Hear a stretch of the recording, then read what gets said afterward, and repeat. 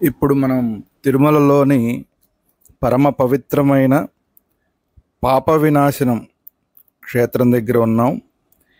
ఈ పాప వినాశనం క్షేత్రం ఎంతో పవిత్రమైంది. అనేక మంది మునులు తపస్సు చేసిన పుణ్యక్షేత్రం. అలాగే ఇప్పుడు మనం చూస్తున్నది పాప వినాశనం డ్యామ్. ఈ డ్యామ్ నుంచి ఈ చుట్టుపక్కల ప్రాంతాలన్నిటికీ కూడా నీరు అందుతుంది. ఈ పాప వినాశనం డ్యామ్ను ఆనుకునే పాప వినాశనం క్షేత్రం కూడా ఉంటుంది. ఇప్పుడు మీరు చూస్తున్నారు, పాప వినాశనం డ్యామ్ను చూస్తున్నారు మీరు.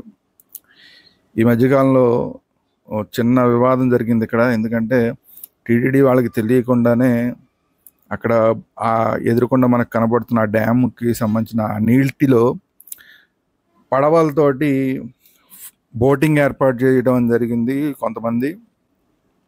అది కొంచెం వివాదాస్పదం అయిన తర్వాత మళ్ళీ దాన్ని రద్దు చేశారనుకోండి. అంటే ఇలాంటి పవిత్ర క్షేత్రాన్ని తీర్థక్షేత్రంగా పరిగణించాలి తప్ప దీన్ని ఒక వ్యాపార క్షేత్రంగా చేయకూడదు అనేది టీటీడీ ఉద్దేశం. ఆ కారణంగానే టీటీడీ వాళ్ళు దీని మీద అభ్యంతరం చెప్పడం, వెంటనే ఆ బోటింగ్ కార్యక్రమాన్ని ఆపేయడం, ఇవన్నీ కూడా మనం చూసాం.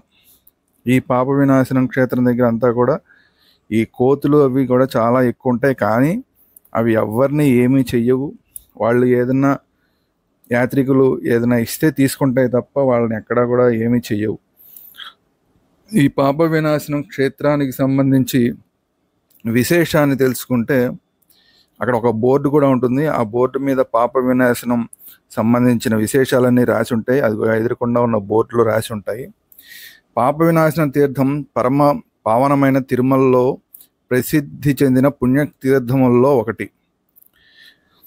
ఈ తీర్థంలో స్నానం ఆచరించిన సకల పాపములు నశించి సకల కోరికలు మరియు సుఖశాంతి సంప్రాప్తించును. కావున ఈ తీర్థంలో ఈ తీర్థానికి ఈ నామం ఏర్పడింది. అంటే పాపాలన్నింటినీ నాశనం చేసేది కాబట్టి పాప వినాశనం అనే పేరు ఏర్పడిందంట. శ్రీ వెంకటాచల పురాణంలో ఈ విషయం పేర్కొనబడింది. పాప వినాశనం ఆశ్వయుజ మాసం నందు శుక్లపక్ష సప్తమి అయిన ఉత్తరాషాఢ నక్షత్ర యుక్త ఆదివారం కానీ లేక ఉత్తరాభాద్ర నక్షత్రంతో కూడిన ద్వాదశి దినాన్న కానీ తీర్థ విశేష దినంగా పాప వినాశనం గురించి స్కాంద పురాణంలో కూడా చెప్పబడింది.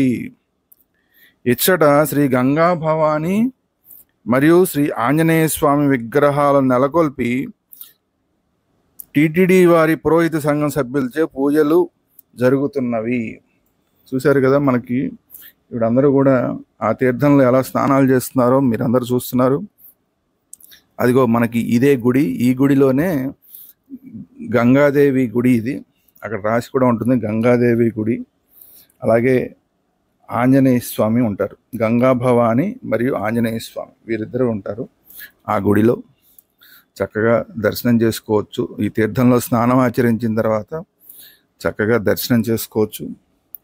ఇక్కడ స్నానం చేస్తే కనుక మనం గతంలో చేసిన పాపాలు ఏవైనా ఉంటే కనుక అవన్నీ కూడా నాశనం అవుతాయని చెప్పి భక్తులు చాలా గట్టిగా నమ్ముతారు.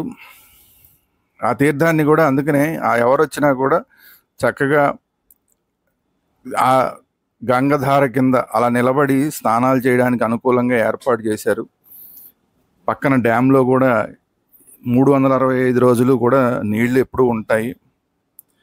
సో ఈ ప్రాంతానికి వెళ్ళటానికి చక్కగా తిరుమల నుంచి బస్సులు నడుస్తూ ఉంటాయి. పాప వినాశనం, ఆకాశగంగ, జాబాలి తీర్థం ఇవన్నీ చూపించేందుకు చక్కగా బస్సులు ఉంటాయి. అన్నిటికన్నా ఆఖరణ పాప వినాశనం తీర్థం ఉంటుంది. రాను పోను సుమారుగా ఒక 75 రూపాయల్లో 70 రూపాయలు తీసుకుంటారు రాను పోను టికెట్కి. ఈ పాప వినాశనం క్షేత్రాన్ని తీర్థాన్ని ముందు దర్శించి ఆ తర్వాత అక్కడి నుంచి జాబాలి తీర్థం, జాబాలి కన్నా ముందు ఆకాశగంగ ఇవన్నీ కూడా చూడొచ్చు ఒకటే టికెట్ తోటి. రూ. 70 రాను పోను టికెట్ తీసుకుంటే 4 ప్రాంతాలని 4 క్షేత్రాలని సందర్శించవచ్చు. ఇలా ఇక్కడికి వచ్చి పాప వినాశనం చూడొచ్చు, దాని తర్వాత ఆకాశగంగకి వెళ్ళొచ్చు, దాని తర్వాత జాపాలి తీర్థాన్ని చూడొచ్చు. అలాగే దాని తర్వాత ఇంకొక గుడి కూడా ఉంటుంది తిరుమలకు వచ్చే ముందు, ప్రముఖమైన ఒక గుడి. ఆ గుడిని కూడా సందర్శించవచ్చు. సో ఇప్పుడు ఈరోజు మనం పాప వినాశనం గుడిని మాట్లాడుకుంటున్నాం కాబట్టి అలా ఆ పాప వినాశనంలో ఈ తీర్థానికి సరిపడా సంబంధించిన అన్ని విశేషాలతోటి కూడిన బోర్డులు అన్నీ కూడా అక్కడ రాసి ఉంటాయి. చక్కగా పైనుంచి సింహం బొమ్మ లాంటి ఆ నోట్లో నుంచి వాటర్ అంతా కూడా పడుతుంటుంది. చక్కగా స్నానం చేసి కావాలంటే బాటిల్స్లో ఆ తీర్థాన్ని కూడా తెచ్చుకోవచ్చు. ఒకవేళ అక్కడ స్నానం చేయని వాళ్ళు, స్నానం చేయడానికి కూడా ఏర్పాట్లు, స్నానం చేసిన వాళ్ళు, మహిళలు బట్టలు మార్చుకోవడానికి కూడా చక్కటి ఏర్పాట్లు ఉన్నాయి. అలా చేయలేని వాళ్ళు కూడా నెత్తి మీద నీళ్ళు చల్లుకుని వస్తారు. ఏదైనా కూడా తిరుమలలో చాలా తప్పకుండా దర్శించాల్సిన క్షేత్రాల్లో ఈ